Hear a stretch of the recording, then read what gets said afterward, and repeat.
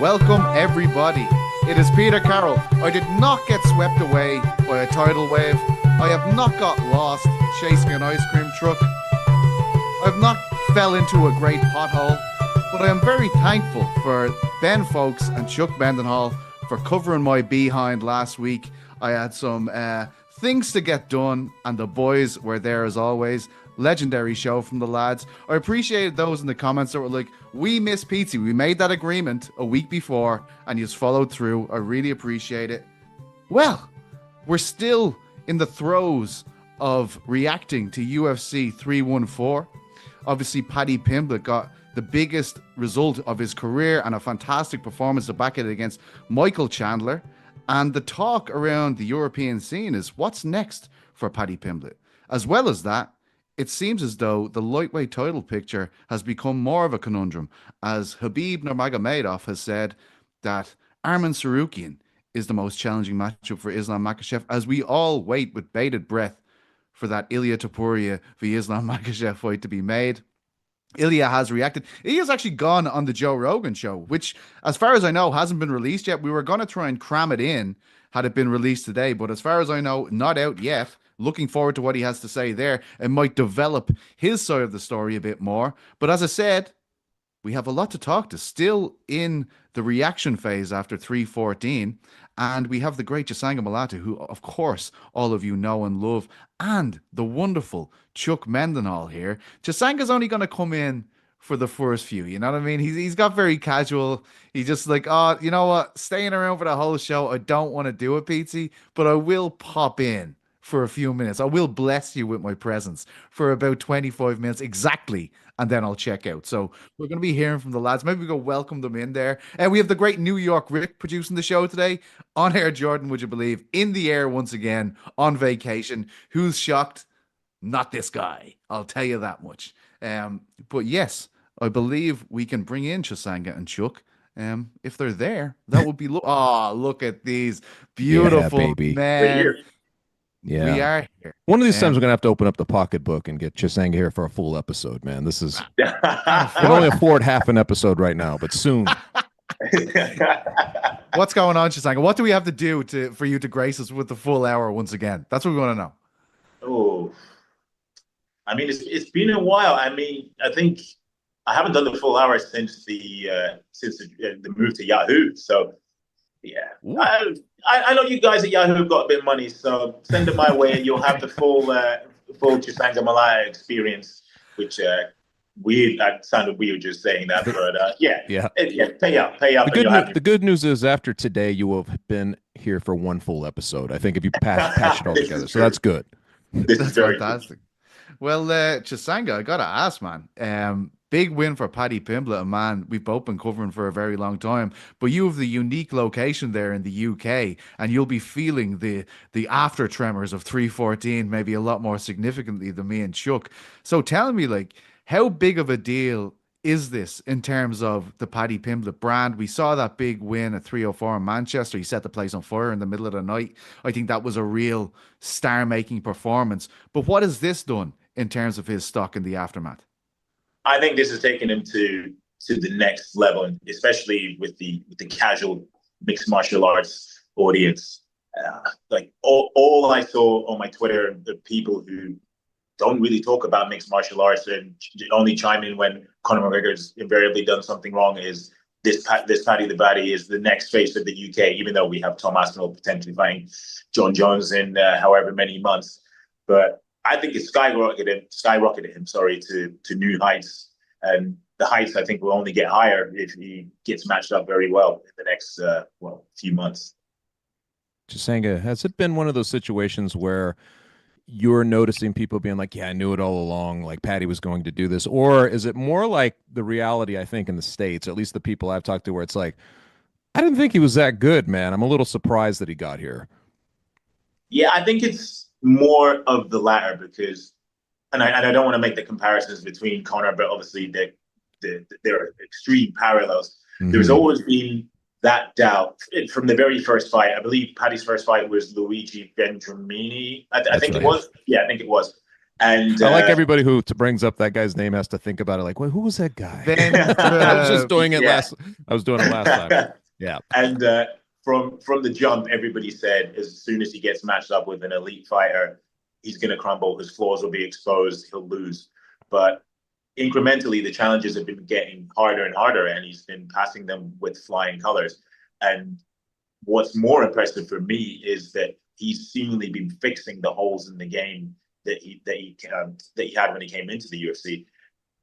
Fair enough, that first fight with Luigi Vendramini, I think maybe you can forgive him for being a bit wild. He wanted to make a statement. I believe, was that in the world famous Apex when he fought Vendramini? I think it was. I think it was, correct. Yeah. Well, how could you forget? Exactly. That's a statement making arena if ever. But his striking wasn't as crisp. His chin was in the air. Some of the hooks were coming from the hips and what have you. But you fast forward how many years now? Is 2.5 or 3? I can't remember.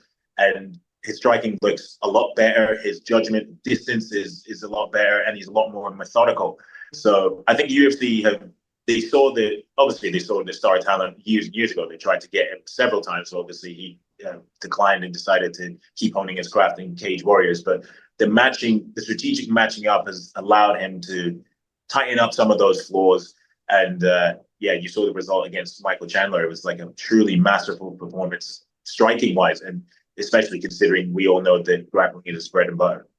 Yeah, no, it was the best version of Paddy I've ever seen. He looked fantastic. I get the of course, and you're right. There's obvious parallels between Paddy and McGregor. There's no doubt about that. But I did see Ben Folks write an article I believe it was yesterday.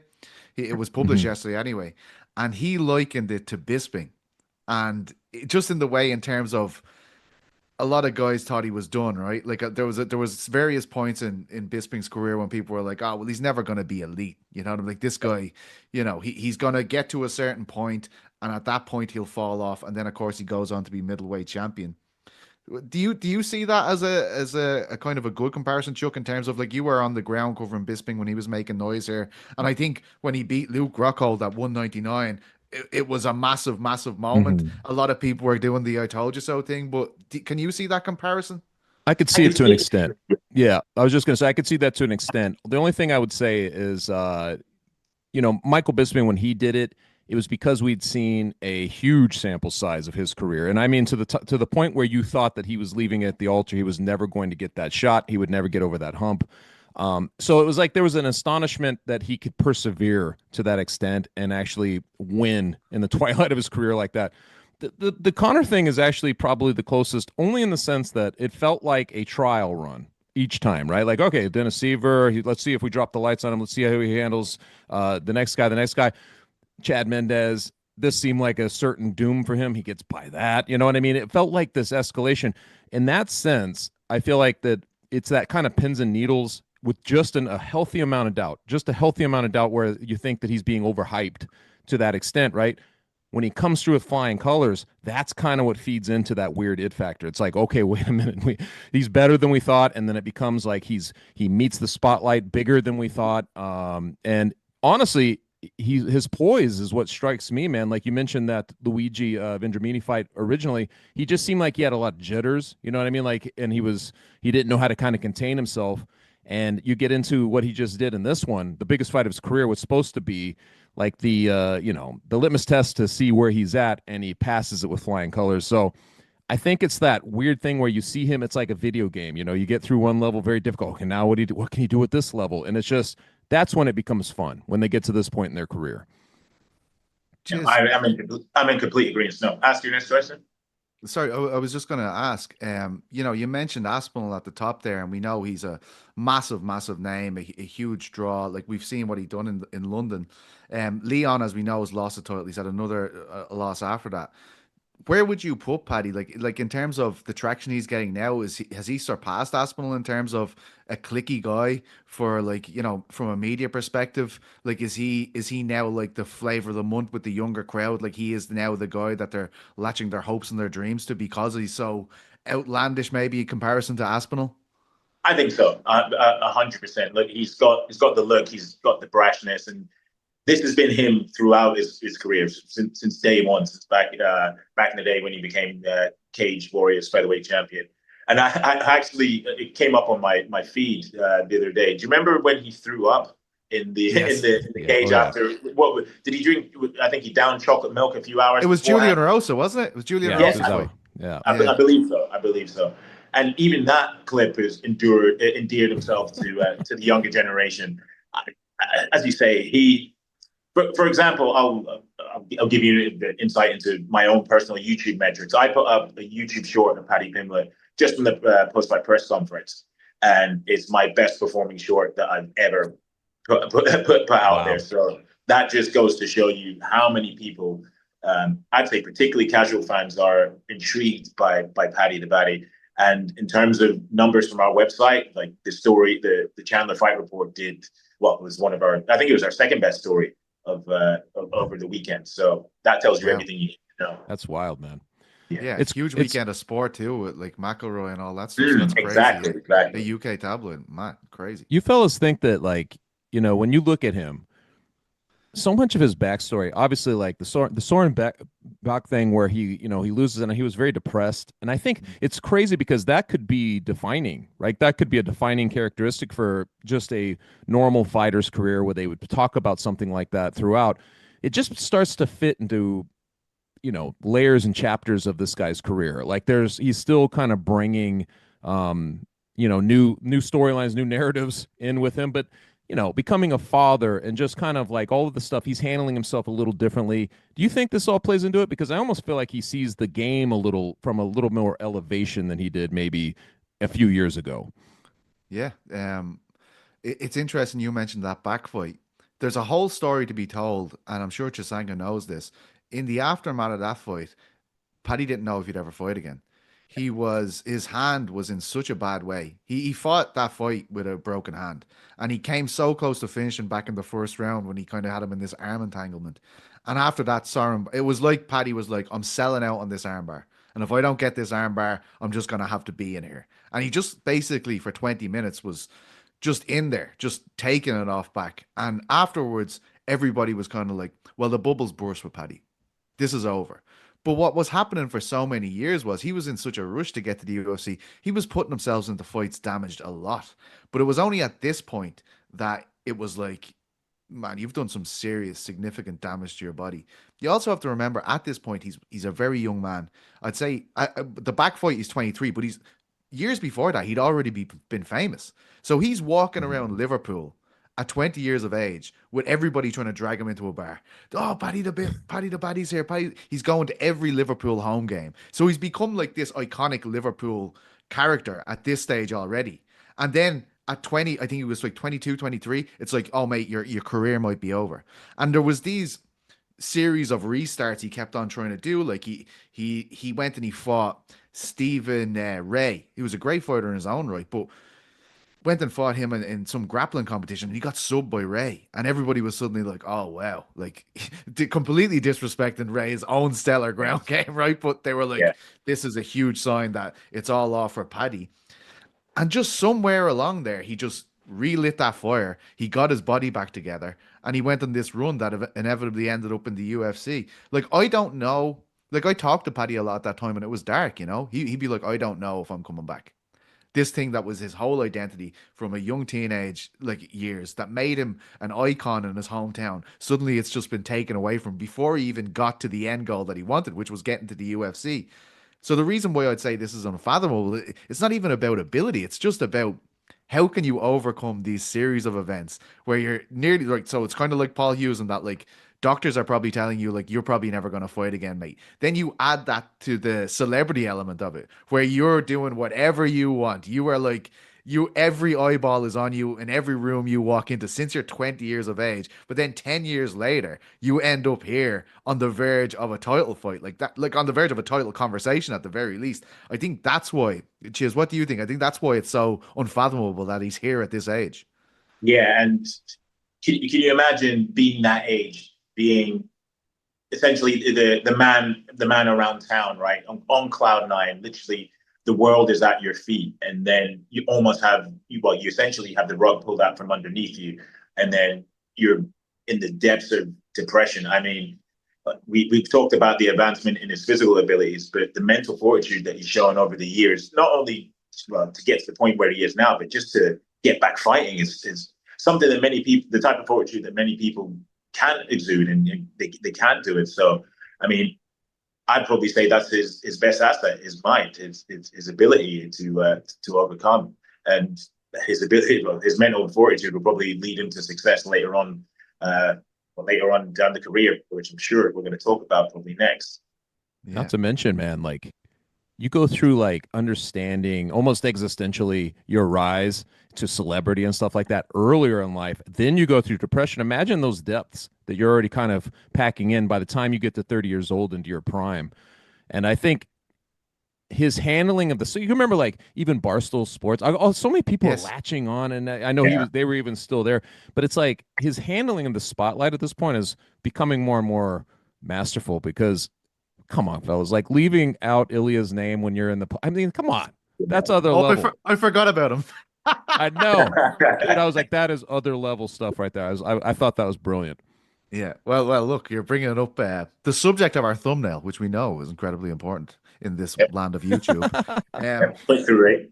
Paddy kind of makes a show for Oliveira afterwards, and as I said on our post-fight show, Chuck, I think that's a great show because there has to be an odd man out in this title conundrum, and we'll be talking more about that after Chisanga leaves us because he's given us the UK perspective. We'll get into all that Khabib Ilya stuff after that, but Chisanga, has he put himself in a great position by being like, I'll fight Charles, who everyone thinks will be left out. It will be Ilya and Islam, fingers crossed, all the fans hoping for. Is that a good kind of trail of breadcrumbs to leave for the UFC matchmakers to be like, don't worry about Arman Sarukian. Paddy Pimblett's the guy. I'm going to fight Oliveira. And it also, if he managed to get a result there, he is the next guy in line, right?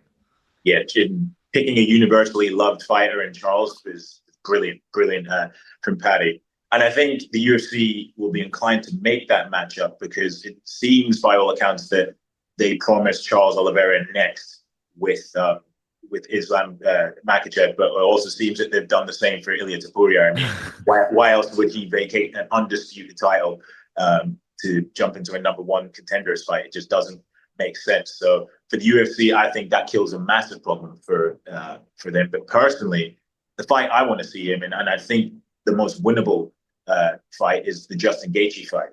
Stylistically, Gaethje struggles with people on the ground, and the version of Paddy Pimblett that we saw on Saturday night beats the version of Justin Gaethje that we most recently saw against Rafael's Fiziev. I think Gaethje's respectfully, I think he's on the way out. I think he's almost alluded to that ahead of the Fiziev fight, saying that he only has a few more left. So I think now's the time for Paddy Pimblett, if he wants to get a huge name on his resume, make a statement and get that title shot, I think Justin Gaethje is the guy to do it against. Because he's plugged into all the math too, right? Like he's been in that top 5 space for so long now. He's fought everybody. It just makes sense because I think, coming off that last win where he beat Fiziev again, you're not going to get a better moment to kind of take guys' juice and jump into that space than you would with Justin Gaethje. So I've been back and forth on this, man. I would love to see the Ilya. Like I've mentioned this a lot of times, but I think the fight that makes the most sense is that Gaethje fight for those reasons. I also think that he would be catching him exactly at the right time. Just like Chisanga was saying, I'm like, to me, I think that his style and the size he shows up in would just be like these factors that Justin would have a hard time with.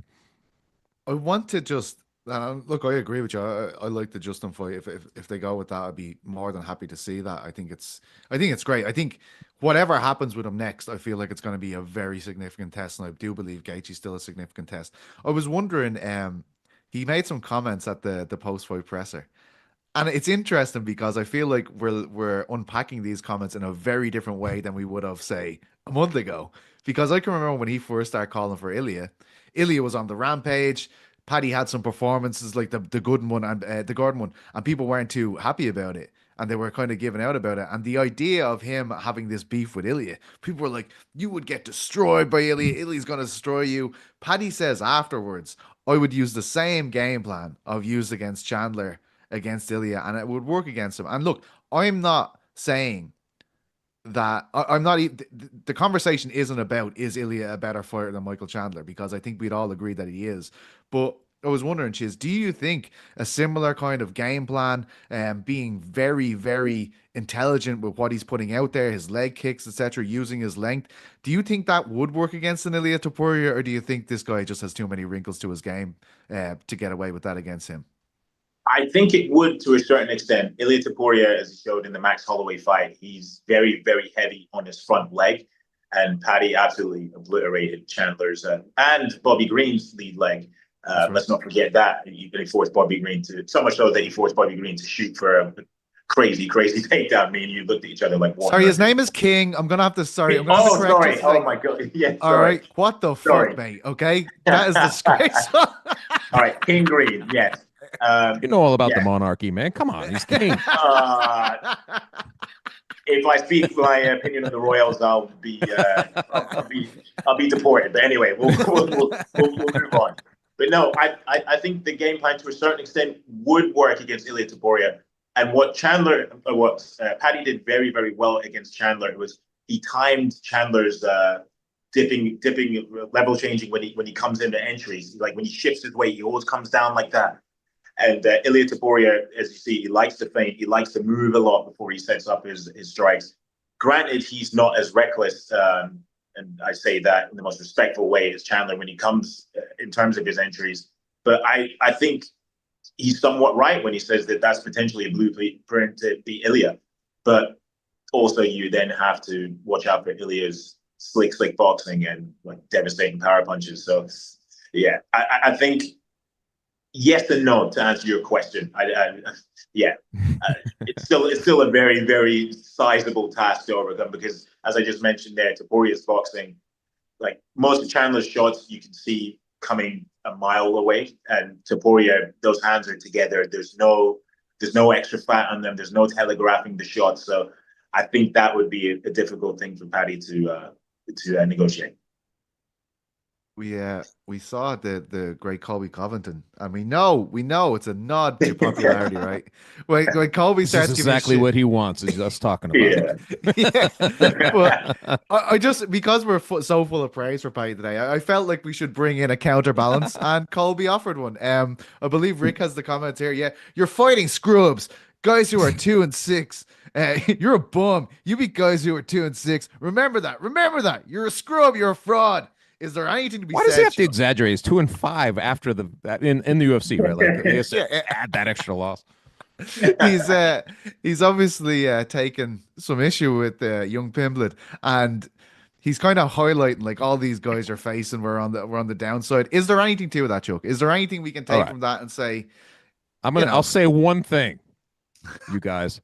I went back and looked at Colby Covington's 7th fight in the UFC. It's Brian Barberina. Come on. I'm not saying he's a scrub, but come on, man. Michael Chandler versus, Yeah, that's fair. I don't think he has a foot to stand on here. Yeah. Well, look, we've solved who's next. We offered a counterbalance, right, Chisanga? We have given the counterbalance. We have. Yeah, but with Colby, like talk about pot kettle black. I mean, on his ascension to interim gold, who did he beat? He beat an aging Robbie Lawler, and then he beat an undersized RDA at welterweight. I mean, yeah, pot kettle black. That's all I'll say on that. True journalism. We covered it on all sides, guys. Yes, we did. Equally. Yes.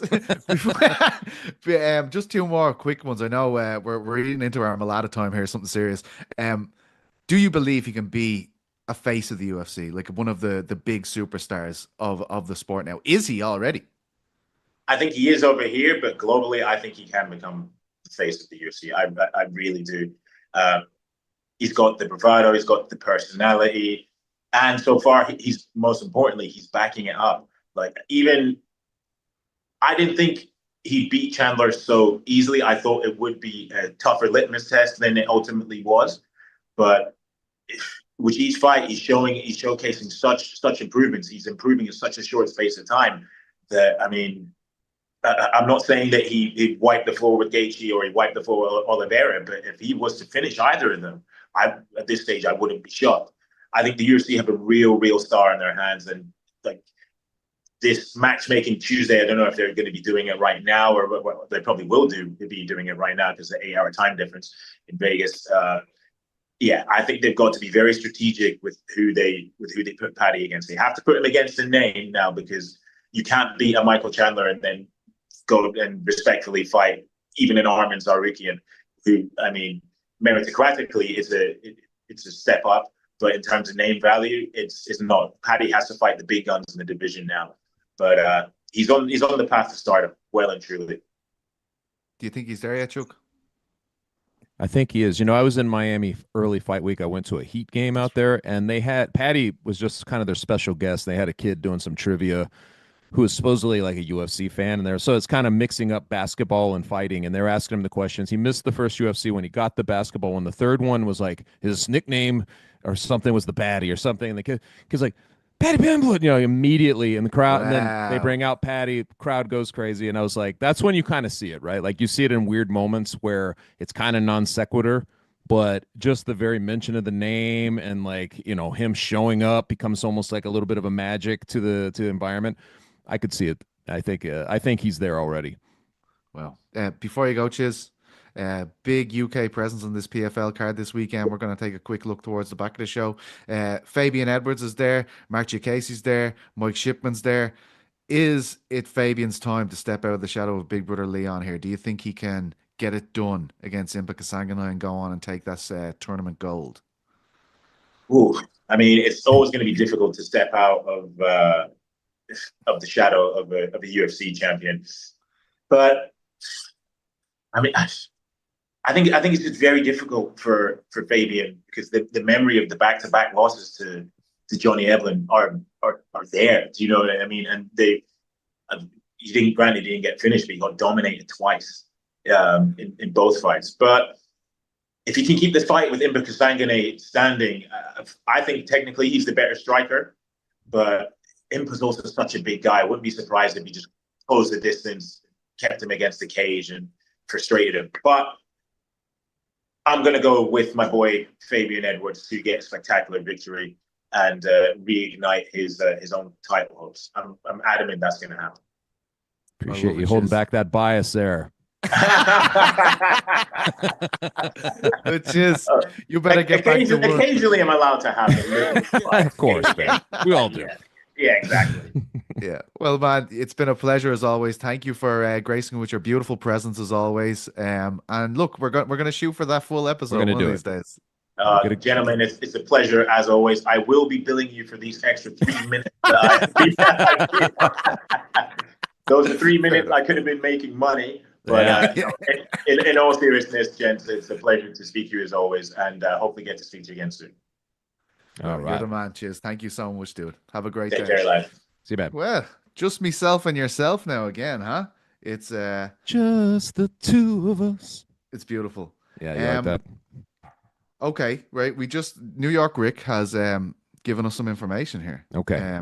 And it's subject of the conversation is going to go towards this lightweight conundrum. So Ilia Topuria, we've got the first news bit from his appearance on JRE, and thank you again, New York Rick. I'm glad somebody else is sifting through the 3 hours or whatever that's going to be.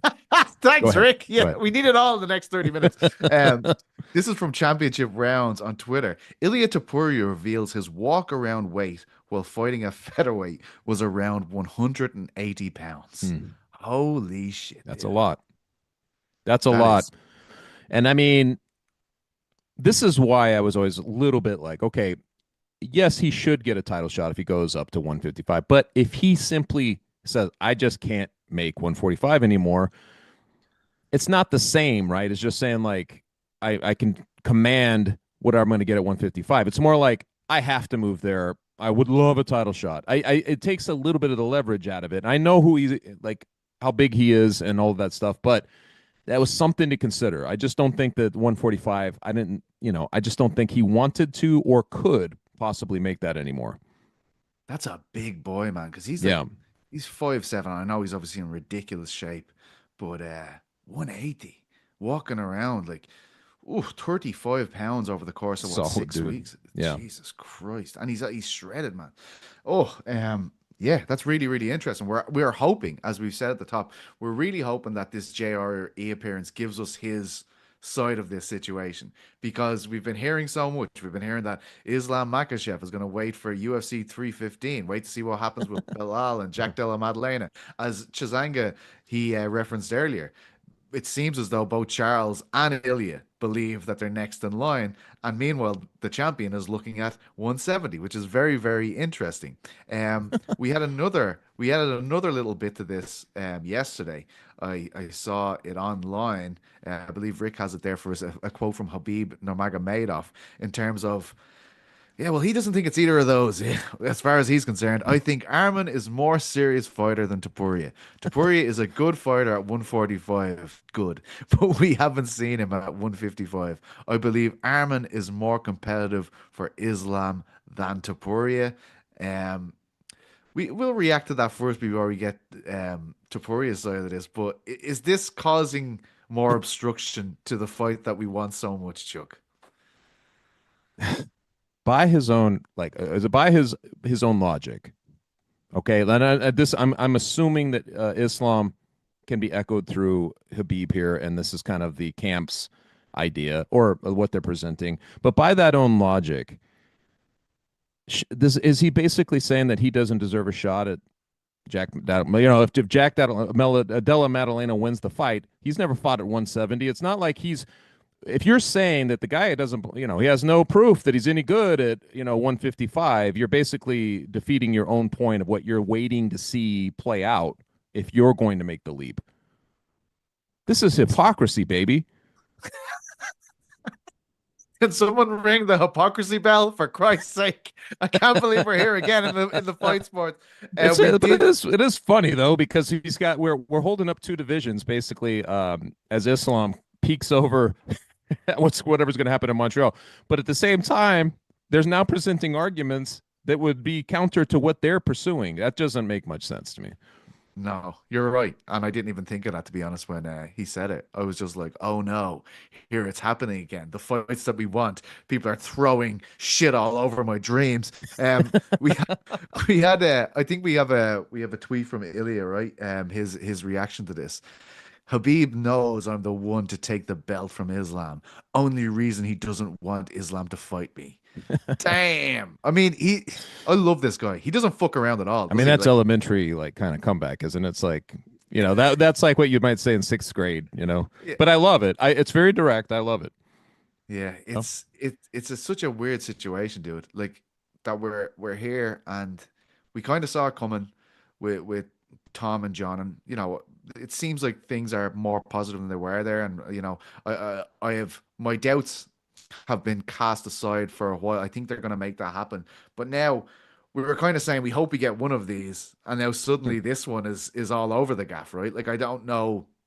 I'd love Islam to do an interview. It's great that Ilya's talking, but I would love Islam to be like, look, this is what I'm looking at, lads. Instead of these kind of tweets coming out, like reports from the camp say, Khabib says, I want to know what Islam is planning here, I just don't know why it matters. Like, we've beat these other guys who come up from 145 who think they can overthrow me, and we've batted them back. Okay, fine. But what difference does it make to you, Like in that sense, like I don't think it really reflects too poorly on Islam Makhachev to beat guys like Volkanovski, who at the time, was considered a pound for pound best. Like he was right up there. In fact, he was probably above if we were, to go back to whatever the pound for pound rankings were in the day.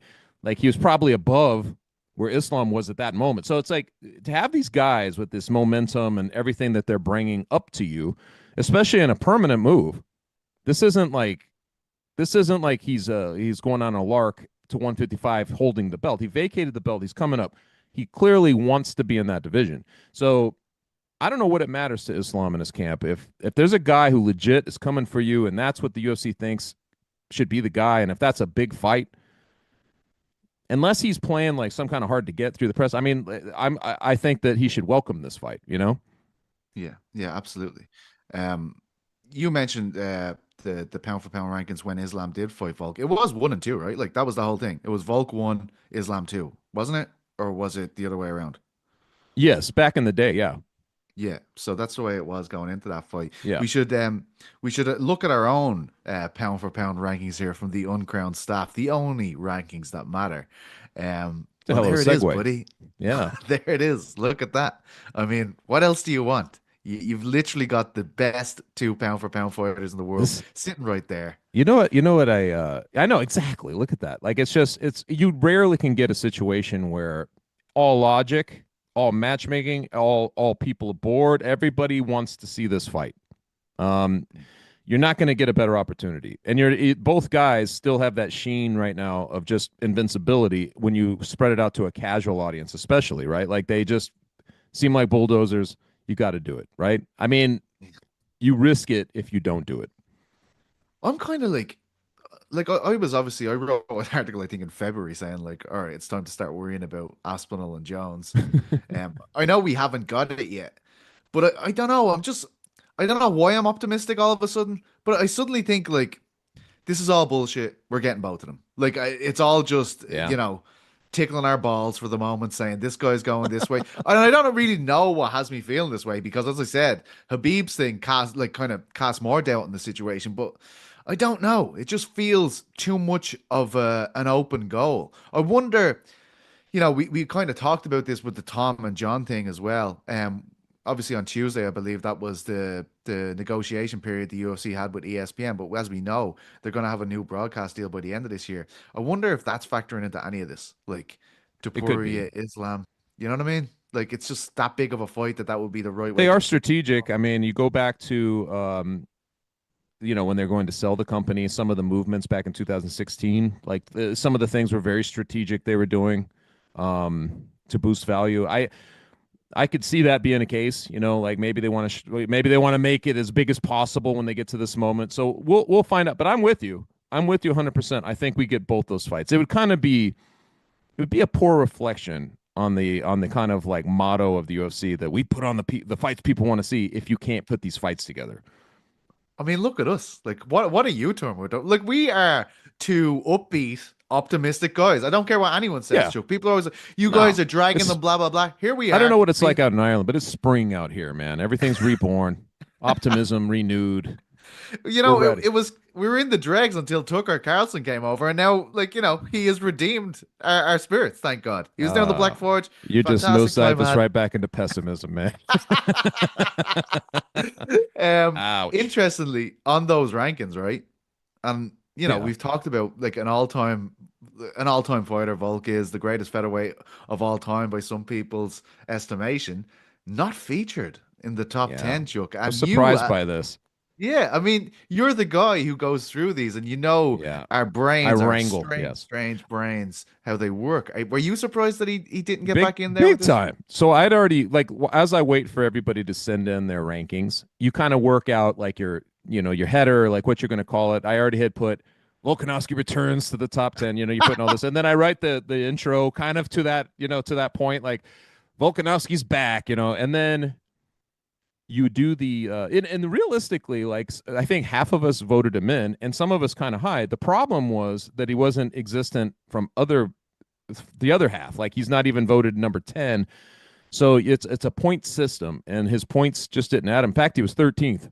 So there were two guys. Even if you went to the top 15, he would only have showed up 13. So I mean, we run a tight ship over at Uncrowned, man. Like. You better be doing something spectacular if you want to be in that top 10.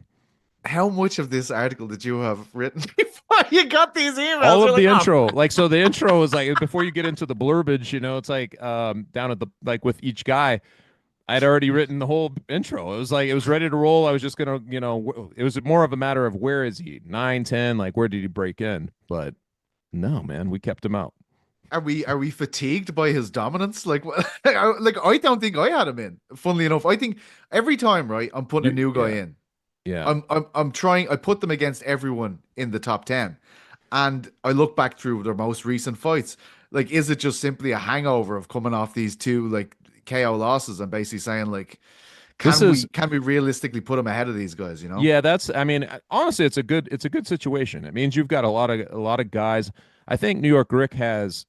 there's a couple people that have like the bigger belief, right, into one of the fighters than. So I believe, and I could be wrong here. I know Rick is on the controls here, but he has Hamzat way up there.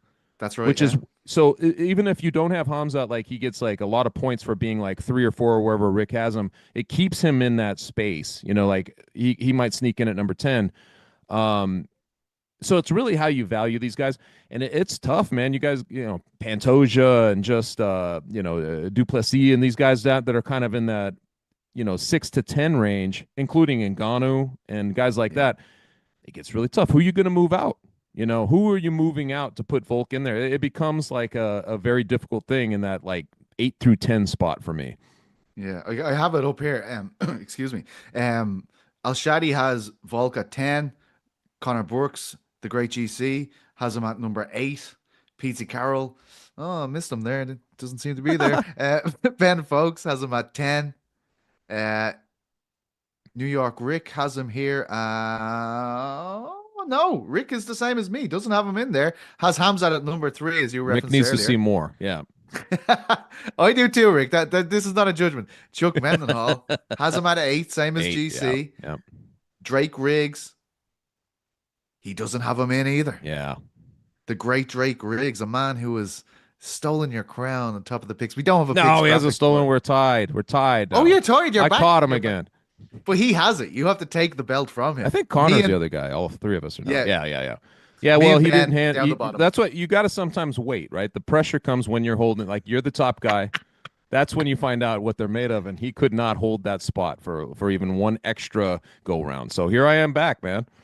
Look, man, I never doubted. You know that, Chuck? I was like, I know. you know, this guy's a generational talent when it comes to picking. He's absolutely unbelievable. There's no UFC this weekend, Chuck. There is WrestleMania. There is a Cage Warriors card from Glasgow with one of my favorites, Chris Bungard, the man who had me out on the tiles with Shane Gillis that night. He's got himself a fight.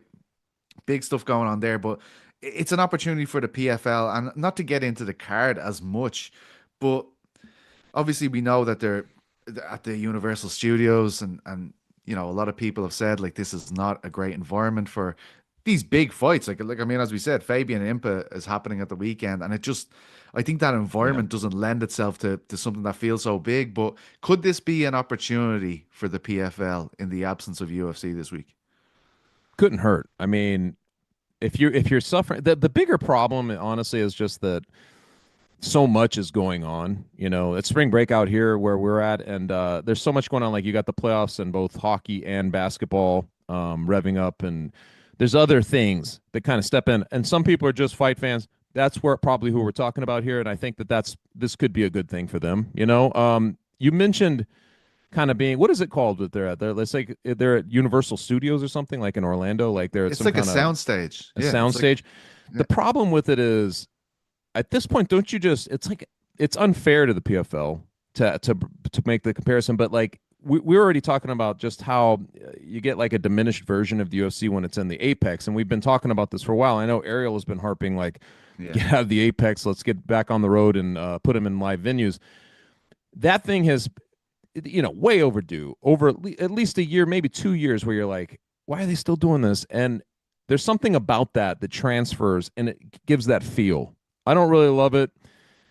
I want to see, like, there's enthusiasm that you catch. Like, I always point this out. When you were at that Dublin card, when McGregor was there, obviously that's a very different circumstance, but I felt like I was there. There was something that was so transferable to just even the stream that you're like, man, this is crazy. This is crazy.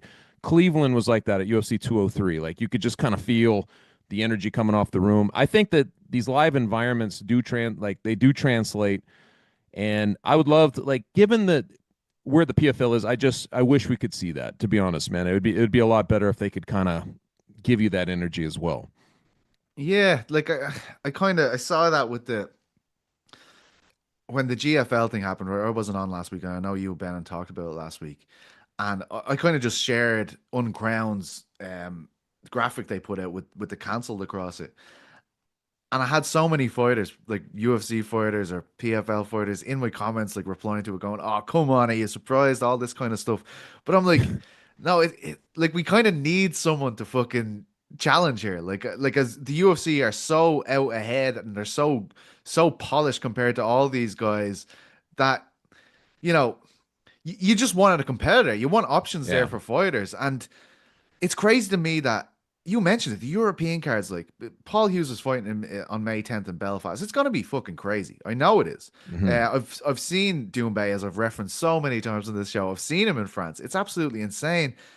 And these aren't particularly big cards, right? Like these usually aren't world title fights, things like that. I just don't get how you can have such a massive moment and a massive kind of celebration in these countries that they're going to, including the Middle East when Hughes fought Usman Nurmagomedov. That was an Mhm. incredible place, and just not have anything in the US. It's like they found it so difficult to snag the audience there, right? Compared to everywhere else, it's just not happening for them for whatever reason. Yeah, I don't know. And it's crazy because, the Bellator back in the day, right? Like Bellator would go to Mulvane, Kansas, and Thackerville, Oklahoma. They'd go to these weird places and you'd be like, what? Where is that?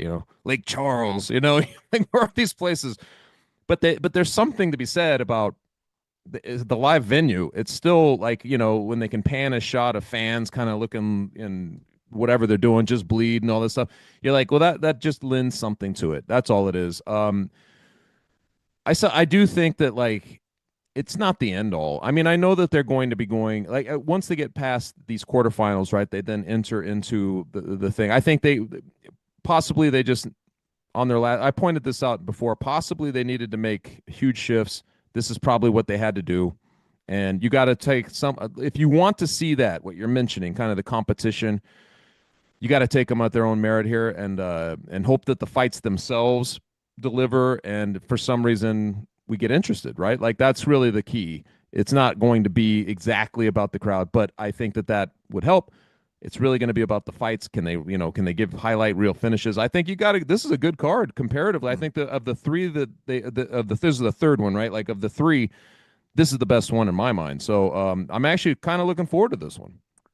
Yeah, like I'm genuinely though. Are you intrigued? Like that, this is an issue, right? Because I'm talking to MMA people, some like talking to guys around the European scene, like about Fabian and blah blah blah, and they're like, "Yeah, I wish that fight was on early, so I could just Right, watch that," And I'm like, "Shit, like this is we're the MMA crackheads. We should not have to be right. like geeing ourselves up. We should be automatically. We know who Impa is. We know who Fabian is. This is a great fight. The winner of the tournament is probably going to come from this fight. This is a big moment for Fabian. Can he step out of Leon's shadow? Is this his moment? The most promising amateur on the scene when he went pro. Is this his moment to do it?" And people are just kind of like, "Meh, yeah, hope he Yeah. wins." Is It's that that's in part like just, especially out there? I mean, even in Europe, I'm like, is part of it just fatigue at some point? I don't know. I mean, we go round and round with these types of things. Like at some point, you're like, more fights.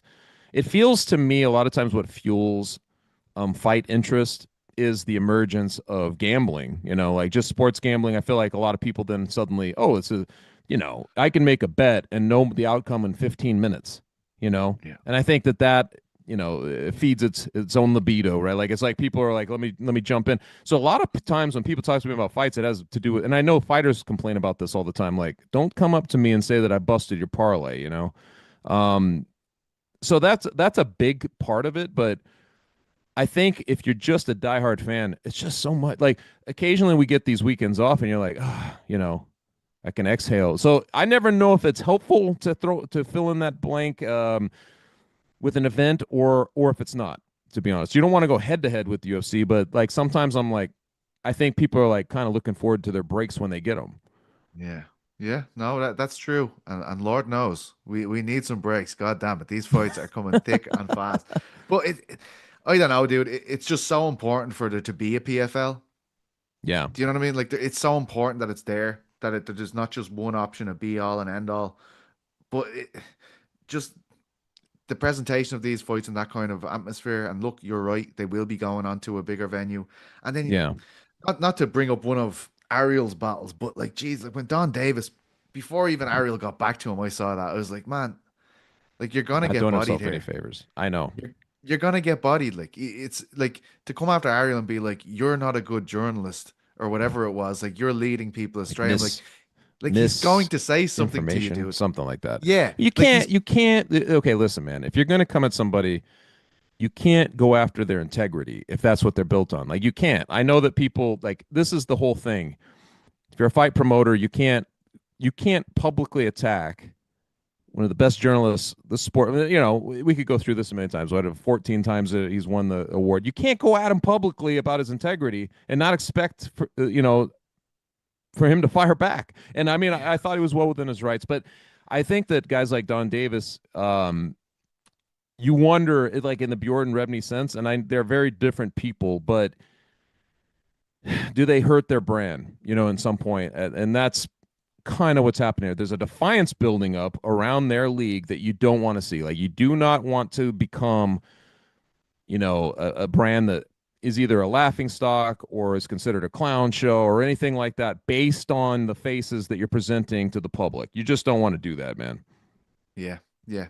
Look, I hope they sort it out. I think, man, whatever it is about what they're doing in Europe, it's insane. I don't know if they can somehow inject that into the US thing. Like whatever the fuck it is, like it was mind blowing to attend events here. Like even Bellator, right, in Ireland, like it did go stale eventually, but they had a good thing going. Peter Queally, people were fucking going crazy over there to see it. Like I don't know.